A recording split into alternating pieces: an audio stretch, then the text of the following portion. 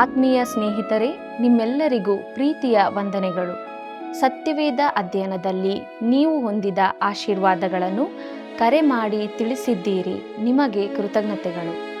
ಇಂದು ನಾವು ಆದಿಕಾಂಡ ಪುಸ್ತಕದ 1ನೇ ಅಧ್ಯಾಯದ 1ನೇ ವಚನದ ಮುಂದುವರಿದ ಭಾಗವನ್ನು ಅಧ್ಯಯನ ಮಾಡೋಣ. ನಮ್ಮ ಮಧ್ಯದಲ್ಲಿರುವ ಬೇರೆ ಬೇರೆ ಗುಂಪುಗಳು, ಅವರ ಸಿದ್ಧಾಂತಗಳು, ದೇವರು ತನ್ನ ಸೃಷ್ಟಿಯನ್ನು ಸೃಷ್ಟಿಸಿದ ಉದ್ದೇಶವನ್ನು ತಿಳಿದು ಆತ್ಮದಲ್ಲಿ ಬಲ ಹೊಂದೋಣ. ಬನ್ನಿರಿ, ನಮ್ಮ ಅಧ್ಯಯನವನ್ನು ಪ್ರಾರಂಭಿಸೋಣ.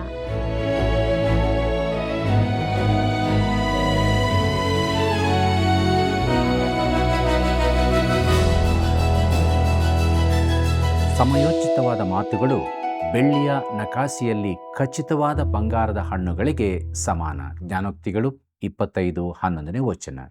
ಕರ್ತನಲ್ಲಿ ಪ್ರಿಯರೇ, ನಮ್ಮ ರಕ್ಷಕನೂ ಒಡೆಯನೂ ಆಗಿರುವ ಯೇಸು ಕ್ರಿಸ್ತನ ನಾಮದಲ್ಲಿ ನಿಮ್ಮೆಲ್ಲರನ್ನೂ ಮತ್ತೊಂದು ಆವರ್ತಿ ಇಂದಿನ ಸತ್ಯವೇದ ಅಧ್ಯಯನಕ್ಕೆ ಬಹು ಪ್ರೀತಿಯಿಂದ ಸ್ವಾಗತಿಸುತ್ತೇನೆ.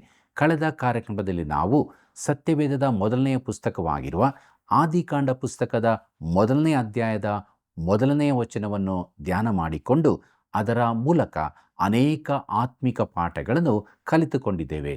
ದೇವರಿಗೆ ಮಹಿಮೆಯಾಗಲಿ. ಪ್ರಿಯರೇ, ಇಂದಿನ ಕಾರ್ಯಕ್ರಮದಲ್ಲಿ ಕೂಡ ನಾವು ಆದಿಕಾಂಡ ಪುಸ್ತಕದ 1ನೇ ಅಧ್ಯಾಯದ 1ನೇ ವಚನದ ಅಧ್ಯಯನದ ಮೂಲಕ ಮುಂದುವರೆದ ಭಾಗವನ್ನು ನೋಡೋಣ.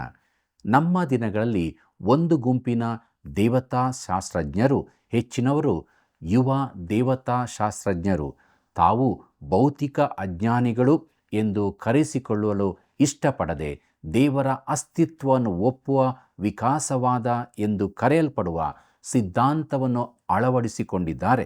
ಒಬ್ಬ ವಿಜ್ಞಾನಿ ಅದರ ಬಗ್ಗೆ ಏನು ಹೇಳುತ್ತಾರೆಂದು ನೀವು ತಿಳಿದುಕೊಳ್ಳಲು ಬಯಸಿದರೆ, ಕಿರ್ಟ್ಲಿ ಮಾಥರ್ ಅವರು ಸೈನ್ಸ್ ಪಾಂಡರ್ಸ್ ರಿಲಿಜನ್ ಎಂಬ ಪುಸ್ತಕದಲ್ಲಿ ಹೀಗೆ ಹೇಳುತ್ತಾರೆ: ಒಬ್ಬ ದೇವತಾ ಶಾಸ್ತ್ರಜ್ಞನು ಸೃಷ್ಟಿಕರ್ತನು ಬಳಸಿದ ಪ್ರಕ್ರಿಯೆಯಾಗಿ ವಿಕಾಸವನ್ನು ಒಪ್ಪಿಕೊಂಡಾಗ ಅವನು ಅದರೊಂದಿಗೆ ಸಂಪೂರ್ಣವಾಗಿ ಮುಂದುವರಿಯಲು ಸಿದ್ಧನಿರಬೇಕು.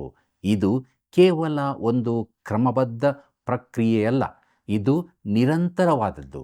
ಮನುಷ್ಯನಿಗೆ ಸುವರ್ಣ ಯುಗವಿದ್ದರೆ ಅದು ಭವಿಷ್ಯದಲ್ಲಿ ಇರಬೇಕು, ಭೂತಕಾಲದಲ್ಲ. ಇದಲ್ಲದೆ ವಿಕಾಸದ ಸೃಜನಾತ್ಮಕ ಪ್ರಕ್ರಿಯೆಗೆ ಯಾವುದೇ ಅಲೌಕಿಕ ಹಸ್ತಕ್ಷೇಪದಿಂದ ಅಡ್ಡಿಯಾಗಬಾರದು. ಹಿಂದೆ ಅಸ್ತಿತ್ವದಲ್ಲಿದ್ದ ನಿರ್ಜೀವ ವಸ್ತುಗಳಿಂದ ಮೊದಲ ಜೀವಕೋಶಗಳ ವಿಕಾಸವು ಪ್ರಗತಿಯ ಹಾದಿಯಲ್ಲಿ ಒಂದು ಅತ್ಯಲ್ಪ ಹೆಜ್ಜೆಯ ಬದಲಿಗೆ ಒಂದು ಕ್ವಾಂಟಮ್ ಜಂಪನ್ನು ಪ್ರತಿನಿಧಿಸಬಹುದು. ಆದರೆ ಇದು ಸಂಪೂರ್ಣವಾಗಿ ನೈಸರ್ಗಿಕ ಬೆಳವಣಿಗೆಯಾಗಿದೆ. ದೇವರ ಅಸ್ತಿತ್ವವನ್ನು ಒಪ್ಪುವ ವಿಕಾಸವಾದವು ಬಹುಶಃ ಎಲ್ಲ ಸಿದ್ಧಾಂತಗಳಲ್ಲಿ ಅತ್ಯಂತ ಅವಾಸ್ತವಿಕವಾಗಿದೆ. ಇದು ಬಹುತೇಕ ಒಂದು ಅವಿವೇಕದ ಸಿದ್ಧಾಂತ ಮತ್ತು ತರ್ಕಬದ್ಧವಲ್ಲದ ನಿಲುವು. ಇಂದು ಕೆಲವು ಜನರು ಮೊಲದೊಂದಿಗೆ ಓಡಲು ಮತ್ತು ಬೇಟೆ ನಾಯಿಗಳೊಂದಿಗೆ ಬೇಟೆಯಾಡಲು ಪ್ರಯತ್ನಿಸುತ್ತಿದ್ದಾರೆ. ಅವರು ನಂಬಿಕೆ ಇಲ್ಲದವರೊಂದಿಗೆ ಮುಂದುವರಿಯಲು ಬಯಸುತ್ತಾರೆ, ಆದರೆ ತಮ್ಮ ತೋಳಿನ ಕೆಳಗೆ ಸ್ಕೋಫೀಲ್ಡ್ ಬೈಬಲನ್ನು ಸಹ ಸಾಗಿಸಲು ಇಷ್ಟಪಡುತ್ತಾರೆ. ನನ್ನ ಸ್ನೇಹಿತರೆ, ಎರಡನ್ನೂ ಮಾಡುವುದು ಕಷ್ಟ. ಇದು ಹಳೆಯ ಗ್ರೀಕ್ ಓಟದ ಸ್ಪರ್ಧೆಯಂತಿದೆ. ಅಲ್ಲಿ ಒಬ್ಬ ಸ್ಪರ್ಧಿ ಒಂದು ಕುದುರೆ ಮೇಲೆ ಒಂದು ಕಾಲು ಮತ್ತು ಇನ್ನೊಂದು ಕುದುರೆಯ ಮೇಲೆ ಇನ್ನೊಂದು ಕಾಲು ಇಟ್ಟು ಸವಾರಿ ಮಾಡುತ್ತಿದ್ದನು. ಎರಡೂ ಕುದುರೆಗಳು ಒಂದೇ ಮಾರ್ಗದಲ್ಲಿ ಮುಂದುವರಿದಾಗ ಅದು ಅದ್ಭುತವಾಗಿತ್ತು. ಆದರೆ ನನ್ನನ್ನು ನಂಬಿ ಕುದುರೆಗಳಲ್ಲಿ ಒಂದು ಬೇರೆ ದಿಕ್ಕಿಗೆ ಹೋಗಲು ನಿರ್ಧರಿಸಿದಾಗ ಸವಾರನು ತಾನು ಯಾರೊಂದಿಗೆ ಹೋಗಬೇಕು ಎಂದು ನಿರ್ಧರಿಸಬೇಕಾಗಿತ್ತು. ದೇವರ ಅಸ್ತಿತ್ವವನ್ನು ಒಪ್ಪುವ ವಿಕಾಸವಾದಿಯ ಸ್ಥಿತಿಯು ಅದೇ ಆಗಿದೆ. ಅವರು ಸಾಮಾನ್ಯವಾಗಿ ತಪ್ಪು ಕುದುರೆಯನ್ನು ಸವಾರಿ ಮಾಡುವ ಮೂಲಕ ಕೊನೆಗೊಳ್ಳುತ್ತಾರೆ. ಕರ್ತನಲ್ಲಿ ಪ್ರಿಯರೇ, ನಮ್ಮ ದಿನಗಳಲ್ಲಿ ಬುದ್ಧಿವಂತ ಮನುಷ್ಯರ ಮನಸ್ಸಿನಲ್ಲಿ ಬಹಳಷ್ಟು ತಪ್ಪು ಮಾಹಿತಿ ಇದೆ. ಉದಾಹರಣೆಗೆ, ನನ್ನ ಮುಂದೆ ಕೆಲವು ವರ್ಷಗಳ ಹಿಂದಿನ ಒಂದು ಲೌಕಿಕ ಪತ್ರಿಕೆಯ ತುಣುಕು ಇದೆ ಎಂದು ತಿಳಿದುಕೊಳ್ಳಿ. ಅದು ಒಂದು ಪ್ರಶ್ನೆಯನ್ನು ಕೇಳಿ ನಂತರ ಅದಕ್ಕೆ ಉತ್ತರಿಸುತ್ತದೆ. ಮೊದಲಿಗೆ ಪ್ರಶ್ನೆ ಎಂದರೆ, ಬೈಬಲ್ ದಾಖಲೆಗಳ ಪ್ರಕಾರ ಪ್ರಪಂಚದ ಸೃಷ್ಟಿಯ ದಿನಾಂಕ ಯಾವುದು? ಈಗ ನೀಡಲಾದ ಉತ್ತರವನ್ನು ಆಲಿಸಿ. ಕ್ರಿಸ್ತಪೂರ್ವ 4004. ಇದರಿಂದ ಒಬ್ಬರು ಎಷ್ಟು ಹಾಸ್ಯಾಸ್ಪದವಾಗಿರಲು ಸಾಧ್ಯ ಎಂದು ತಿಳಿಯುತ್ತದೆ. ಪ್ರೀತಿಯುಳ್ಳ ದೇವಜನರೇ, ಲೈಫ್ ಪತ್ರಿಕೆಯಲ್ಲಿನ ಒಂದು ಲೇಖನವು ಜೀವದ ಮೂಲದ ಬಗ್ಗೆ ಹೇಳುತ್ತಾ, ಯಾವುದೋ ನಿರ್ಧರಿತವಲ್ಲದ ಒಂದು ಹಂತದಲ್ಲಿ ಕೆಲವರು 2 ಶತಕೋಟಿ ವರ್ಷಗಳ ಹಿಂದೆ, ಕೆಲವರು 1.5 ಶತಕೋಟಿ ವರ್ಷಗಳ ಹಿಂದೆ ಆಳವಾದ ನೀರಿನ ಮೇಲ್ಮೈಯಲ್ಲಿ ಜೀವನವು ಪವಾಡ ಸದೃಶವಾಗಿ ಕಾಣಿಸಿಕೊಂಡಿತು ಎಂದು ಹೇಳಿದೆ. ಅದು ಯಾವ ರೂಪವನ್ನು ಪಡೆಯಿತು ಎಂದು ವಿಜ್ಞಾನವು ನಿರ್ದಿಷ್ಟಪಡಿಸಲು ಸಾಧ್ಯವಿಲ್ಲ. ಪ್ರಿಯರೇ, ಈ ಲೇಖನದ ಪ್ರಕಾರ ಯಾವುದೋ ಒಂದು ಏಜೆನ್ಸಿಯ ಮೂಲಕ ಕೆಲವು ದೈತ್ಯ ಅಣುಗಳು ತಮ್ಮನ್ನು ತಾವೇ ನಕಲು ಮಾಡುವ ಸಾಮರ್ಥ್ಯವನ್ನು ಪಡೆದುಕೊಂಡವು ಎಂದು ಮಾತ್ರ ಹೇಳಬಹುದು. ನನ್ನ ಸ್ನೇಹಿತರೆ, ದೈತ್ಯ ಅಣುಗಳು ತಮ್ಮನ್ನು ತಾವೇ ನಕಲು ಮಾಡುವ ಸಾಮರ್ಥ್ಯವನ್ನು ಪಡೆದುಕೊಂಡವು ಎಂಬ ಸಿದ್ಧಾಂತದೊಂದಿಗೆ ನೀವು ಹೋಗಲು ಸಿದ್ಧರಿದ್ದೀರಾ? ಇತರ ಹಾಸ್ಯಾಸ್ಪದ ಸಿದ್ಧಾಂತಗಳನ್ನು ಸಹ ಮುಂದಿಡಲಾಗಿದೆ. ಅವುಗಳಲ್ಲಿ ಒಂದು ಏನೆಂದರೆ, ನಮ್ಮ ಭೂಮಿಯ ಮೇಲೆ ಮನುಷ್ಯನು ಪ್ರಾಚೀನ ಕಾಲದಲ್ಲಿ ಇಲ್ಲಿ ಬಿಟ್ಟು ಹೋದ ಯಾವುದೋ ಪ್ರಾಗೈತಿಹಾಸಿಕ ಬುದ್ಧಿಮತ್ತೆಯಿಂದ ಉಳಿದ ಕಸದಿಂದ ಪ್ರಾರಂಭವಾದವನು ಎಂಬುದೇ. ಆ ಹೇಳಿಕೆಯು ಒಬ್ಬ ವಿಜ್ಞಾನಿಯಿಂದ ಬಂದಿದೆ. ಕೆಲವು ವಿಜ್ಞಾನಿಗಳು ನಮ್ಮ ಪೂರ್ವಜರನ್ನು ಮರಗಳಲ್ಲಿ ಹುಡುಕಲು ಕಳುಹಿಸಿದರೆ, ಇನ್ನೊಬ್ಬರು ನಮ್ಮನ್ನು ಕಡಲ ಕಳೆಗಳನ್ನು ನೋಡಲು ಕಳಿಸುತ್ತಾರೆ, ಮತ್ತು ಈಗ ಕೆಲವರು ನಮ್ಮನ್ನು ಕಸದ ಬುಟ್ಟಿಗೆ ಕಳಿಸುತ್ತಾರೆ. ಇದು ಇನ್ನಷ್ಟು ಹದಗೆಡುತ್ತಿದೆ ಅಲ್ಲವೇ? ನನಗೆ ತಿಳಿದಿಲ್ಲ, ಆದರೆ ಈ ಆಧುನಿಕ ಯುಗದಲ್ಲಿ ದೇವರ ಸೃಷ್ಟಿಯ ಹೇಳಿಕೆಯು ಇನ್ನೂ ಉಳಿದಿದೆ ಎಂದು ನಾನು ಭಾವಿಸುತ್ತೇನೆ. ಹರ್ಬರ್ಟ್ ಸ್ಪೆನ್ಸರ್ ನೀಡಿದ ವಿಕಾಸದ ಪ್ರಸಿದ್ಧ ವ್ಯಾಖ್ಯಾನವು ಹೀಗೆ ಹೇಳುತ್ತದೆ. ಹೇಗೆಂದರೆ, ವಸ್ತುವಿನ ಏಕೀಕರಣ ಮತ್ತು ಚಲನೆಯ ಅನುಗುಣವಾದ ಪ್ರಸಾರಣ. ಈ ಸಮಯದಲ್ಲಿ ವಸ್ತುವನ್ನು ಒಂದು ಅನಿರ್ದಿಷ್ಟ ಅಸಮಂಜಸವಾದ ಏಕರೂಪತೆಯಿಂದ ಒಂದು ನಿರ್ದಿಷ್ಟ ಸುಸಂಘಟಿತವಾದ ವೈವಿಧ್ಯತೆಗೆ ಹಾದು ಹೋಗುತ್ತದೆ, ಮತ್ತು ಈ ಸಮಯದಲ್ಲಿ ಉಳಿಸಿಕೊಂಡಿರುವ ಚಲನೆಯು ಸಮಾನಾಂತರ ಪರಿವರ್ತನೆಗೆ ಒಳಗಾಗುತ್ತದೆ. ನನ್ನ ಸ್ನೇಹಿತರೆ, ಇದನ್ನು ಸ್ವಲ್ಪ ಸಮಯದವರೆಗೆ ಯೋಚಿಸಿ. ಆದಿಯಲ್ಲಿ ದೇವರು ಆಕಾಶವನ್ನು ಭೂಮಿಯನ್ನು ಸೃಷ್ಟಿಸಿದನು. ಇದನ್ನು ಓದುವುದು ನನಗೆ ಇನ್ನೂ ಹೆಚ್ಚು ಅರ್ಥಪೂರ್ಣವಾಗಿದೆ. ಈ ವಿಶ್ವವನ್ನು ಸೃಷ್ಟಿಸಿದವರು ಯಾರು? ದೇವರು ತಾನೆ. ಆತನು ಅದನ್ನು ಏನೂ ಇಲ್ಲದಿರುವುದರಿಂದ ಸೃಷ್ಟಿಸಿದನು. ಯಾವಾಗ? ನನಗೆ ತಿಳಿದಿಲ್ಲ, ಮತ್ತು ಬೇರೆ ಯಾರಿಗೂ ತಿಳಿದಿಲ್ಲ. ಕೆಲವರು 1 ಶತಕೋಟಿ ವರ್ಷಗಳ ಹಿಂದೆ, ಕೆಲವರು 2 ಶತಕೋಟಿ, ಮತ್ತು ಈಗ ಕೆಲವರು 5 ಶತಕೋಟಿ ವರ್ಷಗಳ ಹಿಂದೆ ಎಂದು ಹೇಳುತ್ತಾರೆ. ನಾನು ವೈಯಕ್ತಿಕವಾಗಿ ಅವರೆಲ್ಲರೂ ಕಡಿಮೆ ಅಂದಾಜು ಮಾಡುತ್ತಿದ್ದಾರೆಂದು ಶಂಕಿಸುತ್ತೇನೆ. ಅದು ಅದಕ್ಕಿಂತಲೂ ಬಹಳ ಹಿಂದೆಯೇ ಸೃಷ್ಟಿಯಾಯಿತು ಎಂದು ನಾನು ಭಾವಿಸ್ತೇನೆ. ನನ್ನ ಸ್ನೇಹಿತರೆ, ದೇವರು ತನ್ನ ಹಿಂದೆ ನಿತ್ಯತ್ವವನ್ನು ಹೊಂದಿದ್ದಾನೆ ಎಂಬುದನ್ನು ನಾವು ನೆನಪಿನಲ್ಲಿಟ್ಟುಕೊಳ್ಳಬೇಕು. ಕಳೆದ ಶತಕೋಟಿ ವರ್ಷಗಳಿಂದ ಆತನು ಏನು ಮಾಡುತ್ತಿದ್ದಾನೆಂದು ನೀವು ಭಾವಿಸುತ್ತೀರಿ? ನೀವು ಮತ್ತು ನಾನು ದೃಶ್ಯಕ್ಕೆ ಬರಲು ಕಾಯುತ್ತಿದ್ದಾನೆಯೇ? ಇಲ್ಲ, ಆತನು ಕಾರ್ಯನಿರತನಾಗಿದ್ದಾನೆ. ಆತನು ಬಹಳ ಸಮಯದಿಂದ ಈ ಸೃಷ್ಟಿಯೊಂದಿಗೆ ಕೆಲಸ ಮಾಡುತ್ತಿದ್ದಾನೆ. ನೋಡಿ, ಆತನು ನಮಗೆ ಹೆಚ್ಚು ಏನನ್ನೂ ಹೇಳಲಿಲ್ಲ ಅಲ್ಲವೇ? ಮಾನವರಾದ ನಾವು ತಿಳಿದಿರುವುದಕ್ಕಿಂತಲೂ ಹೆಚ್ಚಿನದನ್ನು ತೋರಿಸಿಕೊಡುವುದು ನಮ್ಮ ಮಿತಿಮೀರಿದ ಭರವಸೆಯಾಗಿರುತ್ತದೆ. ಕರ್ತನಲ್ಲಿ ಪ್ರಿಯರೇ, ಶೆರ್ಮನ್ ಎ ನೆಗೆಲ್ ಎಂಬವರ ಒಂದು ಚಿಕ್ಕ ಕವಿತೆಯ ಅರ್ಥವು ಹೀಗಿರುತ್ತದೆ. ಹೇಗೆಂದರೆ, ನೀನು ಒಂದು ಸಣ್ಣ ನಕ್ಷತ್ರವನ್ನು ಕೂಡ ಚಲನಾಪಥದಲ್ಲಿಡಲು ಸಾಧ್ಯವಿಲ್ಲ. ಕಾಡಿನ ಒಂದು ಸಣ್ಣ ಎಲೆಗೆ ಆಕಾರ ಕೊಡಲು ನಿನ್ನಿಂದ ಸಾಧ್ಯವಿಲ್ಲ. ಬೆಟ್ಟವನ್ನು ಎತ್ತಿ ಆರಿಸಲು ಅಥವಾ ಸಾಗರವನ್ನು ಮುಳುಗಿಸಲು ನಿನ್ನಿಂದ ಸಾಧ್ಯವಿಲ್ಲ. ಊಹಾಪೋಹಗಳಿಂದ ತುಂಬಿದ ಸಣ್ಣ ಮನುಷ್ಯನೇ, ಅಪನಂಬಿಕೆಯಿಂದ ತುಂಬಿದ್ದಿ. ಆಕಾಶದ ಮಹಿಮೆಯಿಂದ ಒಂದು ಮುಂಜಾನೆಯನ್ನು ಕೊಂಡು ಬರಲು ನಿನಗೆ ಅಸಾಧ್ಯ. ದಿನವನ್ನು ಸಾಯಂಕಾಲದವರೆಗೆ ಅದರ ಪಥದಲ್ಲಿ ನಡೆಸಲು ನಿನಗೆ ಅಸಾಧ್ಯ.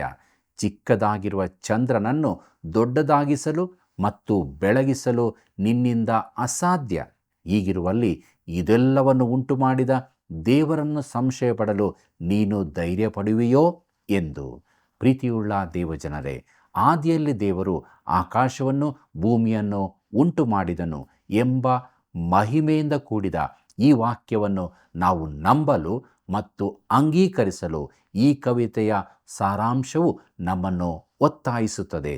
ಕೀರ್ತನೆಗಾರನು ಕೀರ್ತನೆ 8:3 ಹೇಳಿದಂತೆ, ಆತನ ಕೈಕೆಲಸವಾಗಿರುವ ಆಕಾಶಮಂಡಲದ ವೈಭವವನ್ನು, ಆತನು ಉಂಟು ಮಾಡಿದ ಚಂದ್ರ ನಕ್ಷತ್ರಗಳನ್ನು ಸೂಕ್ಷ್ಮವಾಗಿ ಗಮನಿಸೋಣ. ಆಕಾಶವು ದೇವರ ಪ್ರಭಾವವನ್ನು ಪ್ರಚುರಪಡಿಸುತ್ತದೆ, ಗಗನವು ಆತನ ಕೈಕೆಲಸವನ್ನು ತಿಳಿಸುತ್ತದೆ ಎಂಬುದಾಗಿ ಕೀರ್ತನೆಗಳು 19:1 ನೋಡುತ್ತೇವೆ. ಪ್ರಿಯರೇ, ಅಪೊಸ್ತಲನಾದ ಪೌಲನು ರೋಮಾಪುರದವರೆಗೆ ಬರೆಯುವಾಗ ರೋಮಾಪುರದವರೆಗೆ ಬರೆದ ಪತ್ರಿಕೆ 1 ಹೀಗೆ ಹೇಳುತ್ತಾನೆ. ಹೇಗೆಂದರೆ, ಕಣ್ಣಿಗೆ ಕಾಣದಿರುವ ಆತನ ಗುಣಲಕ್ಷಣಗಳು, ಅಂದರೆ ಆತನ ನಿತ್ಯ ಶಕ್ತಿಯು, ದೇವತ್ವವು ಜಗತ್ತುತ್ಪತ್ತಿಗೆ ಮೊದಲುಗೊಂಡು ಆತನು ಮಾಡಿದ ಸೃಷ್ಟಿಗಳ ಮೂಲಕ ಬುದ್ಧಿಗೆ ಗೊತ್ತಾಗಿ ಕಾಣಬರುತ್ತವೆ. ಹೀಗಿರುವುದರಿಂದ ಅವರು ಉತ್ತರವಿಲ್ಲದವರಾಗಿದ್ದಾರೆ ಎಂಬುದೇ. ಪ್ರಿಯರೇ, ಇಬ್ರಿಯ ಗ್ರಂಥಕರ್ತನು ಇಬ್ರಿಯರಿಗೆ ಬರೆದ ಪತ್ರಿಕೆ 11 ಲೋಕಗಳು ದೇವರ ಮಾತಿನಿಂದ ನಿರ್ಮಿತವಾದವೆಂದು ನಂಬಿಕೆಯಿಂದಲೇ ನಾವು ತಿಳಿದುಕೊಂಡು, ಕಾಣಿಸುವ ಈ ಜಗತ್ತು ದೃಶ್ಯ ವಸ್ತುಗಳಿಂದ ಉಂಟಾಗಲಿಲ್ಲವೆಂದು ಗ್ರಹಿಸುತ್ತೇವೆ ಎಂಬುದಾಗಿ ಬರೆದಿದ್ದಾನೆ. ಪ್ರಿಯರೇ, ಸೃಷ್ಟಿಯನ್ನು ನಾವು ನಂಬಿಕೆಯಿಂದಲೇ ಸ್ವೀಕರಿಸಬೇಕು. ಏನು ಇಲ್ಲದಿರುವಂಥದ್ದರಿಂದ ಯಾವುದೋ ಒಂದನ್ನು ಸೃಷ್ಟಿಸಬಹುದೆಂದು ವಿಜ್ಞಾನವು ನಮಗೆ ಹೇಳಿಕೊಡುವುದಿಲ್ಲ. ದೇವರು ಸ್ಪಷ್ಟವಾಗಿ ಅದೇ ರೀತಿ ಮಾಡಿದ್ದಾನೆ ಮತ್ತು ಇದು ಯಾವಾಗ ಸೃಷ್ಟಿಸಲ್ಪಟ್ಟಿತು ಎಂದು ಮನುಷ್ಯನು ಇಂದು ಹೇಳಲಾರನು. ಪ್ರಿಯ ದೇವಜನರೇ, ಸೃಷ್ಟಿಯ ಕುರಿತು ಇರುವ ದಾಖಲೆಗಳನ್ನು ಬೇರೆ ಸೃಷ್ಟಿಯ ದಾಖಲೆಗಳೊಂದಿಗೆ ಹೋಲಿಸಿದಾಗ ಅಲ್ಲಿ ಕಂಡುಬರುವ ವ್ಯತ್ಯಾಸಗಳು ಎದ್ದು ಕಾಣುವಂಥವುಗಳಾಗಿರುತ್ತವೆ. ಅನೇಕ ದೇಶಗಳವರು ತಮ್ಮ ದೇಶದ ಸೃಷ್ಟಿಯ ಬಗ್ಗೆ ತಮ್ಮದೇ ಆದ ಪುರಾಣ ಕಥೆಗಳನ್ನು ಹೊಂದಿಕೊಂಡಿದ್ದಾರೆ. ಬಹುಶಃ ಅವೆಲ್ಲವುಗಳು ಆದಿಕಾಂಡದ ದಾಖಲೆಯ ಭ್ರಷ್ಟ ಪ್ರತಿಗಳಾಗಿರುವವು. ಉದಾಹರಣೆಗಾಗಿ, ಬ್ಯಾಬಿಲೋನ್ ದೇಶದ ಸೃಷ್ಟಿಯ ದಾಖಲೆಯನ್ನು ಗಮನಿಸಿ ನೋಡಿದರೆ ಅದು ಗಲಿಬಿಲಿಯಿಂದ ಪ್ರಾರಂಭವಾಗುತ್ತದೆ. ಸತ್ಯವೇದದ ಸೃಷ್ಟಿಕಥೆಯಾದರೂ ಸುವ್ಯವಸ್ಥಿತವಾಗಿರುತ್ತದೆ. ಬ್ಯಾಬಿಲೋನ್ ದಾಖಲೆಗಳ ಪ್ರಕಾರ ಆಕಾಶ ಕಾಯಗಳು ದೇವತೆಗಳಾಗಿದ್ದಾರೆ. ಸತ್ಯವೇದದ ಪ್ರಕಾರ ಅವು ಕೇವಲ ವಸ್ತುಗಳಾಗಿವೆ. ಪ್ರಿಯರೇ, ಬ್ಯಾಬಿಲೋನ್ ದಾಖಲೆಗಳಲ್ಲಿ ಬಹು ದೇವತಾ ಆರಾಧನೆ ಇರುತ್ತದೆ, ಆದರೆ ಸತ್ಯವೇದದಲ್ಲಿ ಒಬ್ಬನೇ ದೇವರ ಆರಾಧನೆ ಇರುತ್ತದೆ. ಜಗತ್ತು ಕುಶಲಕರ್ಮಿ ಅಥವಾ ಕಸಬುದಾರನ ಕೆಲಸದಿಂದ ಉಂಟಾಯಿತು ಎಂದು ಬ್ಯಾಬಿಲೋನಿಯರು ಹೇಳುತ್ತಾರೆ. ಆದರೆ ಸತ್ಯವೇದವು ದೇವರು ತನ್ನ ಮಾತಿನಿಂದ ಜಗತ್ತನ್ನು ಉಂಟು ಮಾಡಿದನು ಎಂದು ಹೇಳುತ್ತದೆ. ಬ್ಯಾಬಿಲೋನ್ನ ಗುಣಾತಿಶಯವು ಅದರ ಬಾಲ್ಯ ಮತ್ತು ವಿಕಾರತನದಿಂದ ಬಿಂಬಿಸಲ್ಪಟ್ಟಿದ್ದರೆ, ಸತ್ಯವೇದವು ಪರಿಶುದ್ಧನೂ ರಕ್ಷಕನೂ ಆಗಿರುವ ಸೃಷ್ಟಿಕರ್ತನ ವೈಭವದ ಹಾಗೂ ಗಂಭೀರವಾದ ನೈಜತೆಗಳನ್ನು ಪ್ರಸ್ತುತಪಡಿಸುತ್ತದೆ. ಪ್ರಿಯರೇ, ಬ್ಯಾಬಿಲೋನ್ ದಾಖಲೆಯು ತಿಳಿದಿರುವ ವಿಜ್ಞಾನವನ್ನು ಹೊಂದಿರುವಾಗಲೂ ಸಾಮರಸ್ಯದಿಂದ ಹೊರಗಡೆ ಇರುತ್ತದೆ. ಆದರೆ ಸತ್ಯವೇದವು ನಿಜವಾದ ವಿಜ್ಞಾನದೊಂದಿಗೆ ಸಮ್ಮತಿಯಲ್ಲಿರುತ್ತದೆ. ನೋಡಿರಿ, ವಿಕಾಸನವು ದೇವರನ್ನೂ ಪ್ರಕಟಣೆಯನ್ನೂ ತಿರಸ್ಕರಿಸುವುದರಿಂದಾಗಿ ನಾನು ಸಹ ವಿಕಸನವನ್ನು ತಿರಸ್ಕರಿಸುತ್ತೇನೆ. ಇದು ಮನುಷ್ಯನ ಬೀಳುವಿಕೆಯನ್ನು, ಪಾಪದ ವಾಸ್ತವಿಕತೆಯನ್ನು ತಿರಸ್ಕರಿಸುತ್ತದೆ ಮತ್ತು ಯೇಸು ಕ್ರಿಸ್ತನ ಕನ್ಯೆಯ ಜನನವನ್ನು ವಿರೋಧಿಸುತ್ತದೆ. ಈ ಕಾರಣಗಳಿಂದಾಗಿ ನಾವು ವಿಕಸನವನ್ನು ತಿರಸ್ಕರಿಸುತ್ತೇವೆ ಹಾಗೂ ಜಗತ್ತಿನ ಸೃಷ್ಟಿಗೆ ಅದು ಉತ್ತರವಲ್ಲವೆಂದು ಒತ್ತಿ ಹೇಳುತ್ತೇವೆ. ಕರ್ತನಲ್ಲಿ ಪ್ರಿಯರೇ, ಪತ್ರಿಕೆಗಳು ಸಹಜವಾಗಿ ಯಾವಾಗಲೂ ಸಂವೇದನಾಶೀಲವಾದದ್ದನ್ನು ಹುಡುಕುತ್ತಿರುತ್ತವೆ ಮತ್ತು ಆಸಕ್ತಿದಾಯಕ ಸಂಶೋಧನೆಗಳೊಂದಿಗೆ ಬರುತ್ತವೆ. ಗ್ಲೆನ್ ರೋಸ್ ಟೆಕ್ಸಾಸ್ ಬಳಿ ಡೈನೋಸಾರ್ಗಳ ಹೆಜ್ಜೆ ಗುರುತುಗಳನ್ನು ಕಂಡುಕೊಂಡಿದ್ದಾರೆ. ಟೆಕ್ಸಾಸ್ನಲ್ಲಿ ಅವರು ಎಲ್ಲದರಲ್ಲೂ ದೊಡ್ಡದನ್ನು ಕಂಡುಕೊಳ್ಳಬಹುದು ಎಂದು ನೀವು ನಿರೀಕ್ಷಿಸಬಹುದು ಮತ್ತು ಸ್ಪಷ್ಟವಾಗಿ ಡೈನೋಸಾರ್ಗಳು ಅಲ್ಲಿ ಇದ್ದವು. ಆದರೆ ಈಗ ಅವರು ಸಾಕಷ್ಟು ತೊಂದರೆ ನೀಡುವ ಸಂಗತಿಯನ್ನು ಕಂಡುಕೊಂಡಿದ್ದಾರೆ. ಅವರು ಅದೇ ಸ್ಥಳದಲ್ಲಿ ಕೆಲವು ದೈತ್ಯ ಮಾನವ ಹೆಜ್ಜೆ ಗುರುತುಗಳನ್ನು ಕಂಡುಕೊಂಡಿದ್ದಾರೆ. ಪ್ರಿಯರೇ, ಅದು ನಿಜವಾಗಿಯೂ ತಳಮಳವನ್ನುಂಟು ಮಾಡುತ್ತದೆ. ಏಕೆಂದರೆ ಒಂದು ಸಣ್ಣ ಅಮೀಬಾ ಅಥವಾ ನೀರಿನ ಮೇಲಿರುವ ಸಣ್ಣ ಕಲ್ಮಶದೊಂದಿಗೆ ಪ್ರಾರಂಭಿಸಿ ನಂತರ ಡೈನೋಸಾರ್ಗಳೊಂದಿಗೆ ಅಲ್ಲಿ ನಡೆಯುತ್ತಿದ್ದ ಇಂದಿನ ನಮ್ಮೆಲ್ಲರಿಗಿಂತ ದೊಡ್ಡವರಾದ ಮಾನವರನ್ನು ಕಂಡುಹಿಡಿಯುವುದು ತುಂಬ ಕಷ್ಟ. ಮುಂದಿನ ಕೆಲವು ವರ್ಷಗಳಲ್ಲಿ ವಿಕಾಸವಾದವು ಬಹಳಷ್ಟು ಸಮಸ್ಯೆಗಳನ್ನು ಎದುರಿಸಲಿದೆ. ಈ ಶತಮಾನದ ಅಂತ್ಯದ ವೇಳೆಗೆ ವಿಕಾಸದ ಸಿದ್ಧಾಂತವು ಡೋಡೋ ಪಕ್ಷಿಯಂತೆ ಸತ್ತು ಹೋಗುತ್ತದೆ ಎಂದು ನಾವು ಊಹಿಸಬಹುದು. ಮತ್ತು ನಾನು ಕೇವಲ ಒಬ್ಬ ವಿಜ್ಞಾನಿಯ ಭವಿಷ್ಯವನ್ನು ಪ್ರತಿಧ್ವನಿಸುತ್ತಿದ್ದೇನೆ. ಪ್ರಿಯರೇ, ಈ ವಿಷಯಗಳ ಬಗ್ಗೆ ಇನ್ನಷ್ಟು ಹೇಳಲು ಬಹಳಷ್ಟಿದೆ. ಆದರೆ ಮೂರನೇ ಪ್ರಶ್ನೆಯೊಂದು ಉದ್ಭವಿಸುತ್ತದೆ. ಯಾರು ಸೃಷ್ಟಿಸಿದರು ಮತ್ತು ಆತನು ಯಾವಾಗ ಸೃಷ್ಟಿಸಿದನು ಎಂದು ಜನರು ಕೇಳುತ್ತಿರುವುದು ಮಾತ್ರವಲ್ಲದೆ ಆತನು ಏಕೆ ಸೃಷ್ಟಿಸಿದನು ಎಂದು ಕೇಳುತ್ತಿದ್ದಾರೆ. ನನ್ನನ್ನು ನಂಬಿ, ಇದು ನಿಜವಾದ ವಿಷಯಕ್ಕೆ ಇಳಿಯುತ್ತದೆ. ಇದು ಬಹಳ ಮುಖ್ಯವಾದದ್ದು. ಕರ್ತನಲ್ಲಿ ಪ್ರಿಯ ದೇವಜನರೇ, ದೇವರು ಈ ಲೋಕವನ್ನು ತನ್ನ ಸಂತೋಷಕ್ಕಾಗಿ ಸೃಷ್ಟಿಸಿದನು ಎಂದು ಸತ್ಯವೇದವು ನಮಗೆ ತಿಳಿಸುತ್ತದೆ. ಅದನ್ನು ಸೃಷ್ಟಿಸುವುದು ಸೂಕ್ತವೆಂದು ಆತನು ಕಂಡನು ಮತ್ತು ಅದರಲ್ಲಿ ಆತನು ಆನಂದಿಸಿದನು. ಸತ್ಯವೇದದ ಕಡೇ ಪುಸ್ತಕವಾಗಿರುವ ಪ್ರಕಟಣೆ 4ನೇ ಅಧ್ಯಾಯ 11ನೇ ವಚನದಲ್ಲಿ ಹೀಗೆ ನೋಡುತ್ತೇವೆ. ಹೇಗೆಂದರೆ, ಕರ್ತನೇ, ನಮ್ಮ ದೇವರೇ, ನೀನು ಪ್ರಭಾವ, ಮಾನ, ಬಲಗಳನ್ನು ಹೊಂದುವುದಕ್ಕೆ ಯೋಗ್ಯನಾಗಿದ್ದಿ. ಸಮಸ್ತವನ್ನು ಸೃಷ್ಟಿಸಿದಾತನು ನೀನೇ. ಎಲ್ಲವೂ ನಿನ್ನ ಚಿತ್ತದಿಂದಲೇ ಇದ್ದವು, ನಿನ್ನ ಚಿತ್ತದಿಂದಲೇ ನಿರ್ಮಿತವಾದವು ಎಂದು ಹೇಳುತ್ತಾ ಯುಗ ಯುಗಾಂತರಗಳಲ್ಲಿಯೂ ಜೀವಿಸುವಾತನನ್ನು ಆರಾಧಿಸುತ್ತಾರೆ ಎಂಬುದೇ. ಪ್ರಿಯರೇ, ಆತನು ಈ ಜಗತ್ತನ್ನು ಸೃಷ್ಟಿಸಲು ಬಯಸಿದ್ದರಿಂದ ಅದನ್ನು ಸೃಷ್ಟಿಸಿದನು. ಆತನು ತನ್ನ ಸಂತೋಷಕ್ಕಾಗಿ ಅದನ್ನು ಸೃಷ್ಟಿಸಿದನು.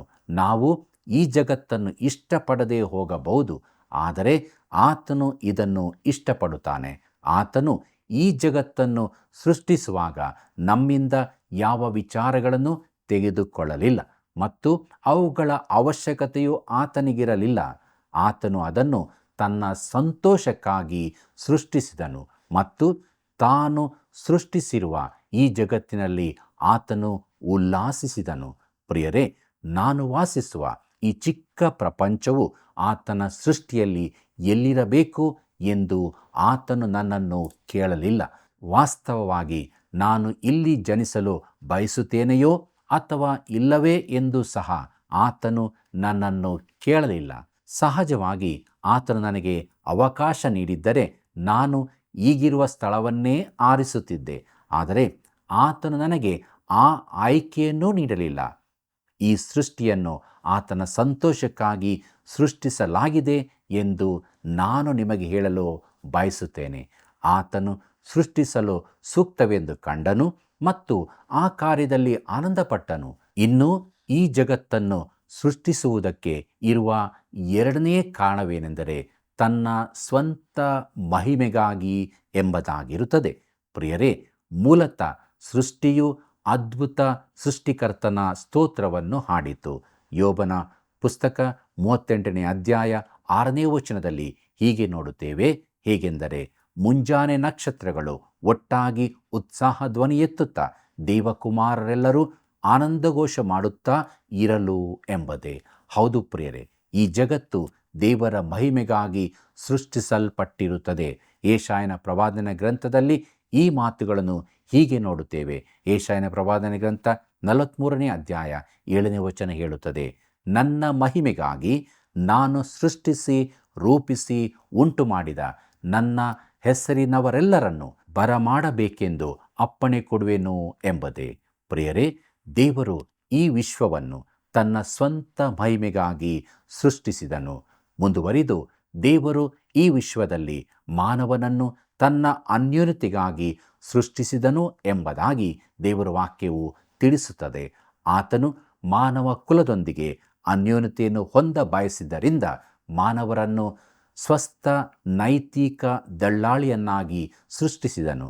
ದೇವರು ಒಂದು ವೇಳೆ ಯಂತ್ರ ಮಾನವರ ಒಂದು ಗುಂಪನ್ನು ಮಾಡಬಹುದಾಗಿತ್ತು. ಒಂದು ಬಟನ್ ಒತ್ತಿದರೆ ಸಾಕು, ಅವು ಆತನಿಗೆ ಬೊಗ್ಗಿ ನಮಸ್ಕರಿಸುತ್ತಿದ್ದವು. ಆದರೆ ದೇವರಿಗೆ ಅಂಥ ಮನುಷ್ಯನ ಅಗತ್ಯಕತೆ ಇರಲಿಲ್ಲ. ದೇವರನ್ನು ಆಯ್ದುಕೊಳ್ಳಲು, ಆತನನ್ನು ಪ್ರೀತಿಸಲು ಮತ್ತು ಆತನನ್ನು ಸೇವಿಸಲು ಸ್ವತಂತ್ರನಾಗಿರುವ ಮಾನವನನ್ನು ಆತನು ಬಯಸಿದನು. ಇಂದು ನಮ್ಮ ಸುತ್ತಲೂ ಇರುವ ಅಪನಂಬಿಕೆ, ದೇವದೂಷಣೆ ಮತ್ತು ದೇವರ ವಿರುದ್ಧ ಹಗೆತನಗಳ ನಡುವೆ ಮಾನವ ಜೀವಿಯಾದ ನಾವು ಮಾಡಬಹುದಾದ ಶ್ರೇಷ್ಠವಾದ ಸಂಗತಿ ಯಾವುದೆಂದರೆ ಕರ್ತನಾದ ಯೇಸು ಕ್ರಿಸ್ತನನ್ನು ಬಹಿರಂಗವಾಗಿ ಆಯ್ಕೆ ಮಾಡಿಕೊಳ್ಳುವುದಾಗಿದೆ.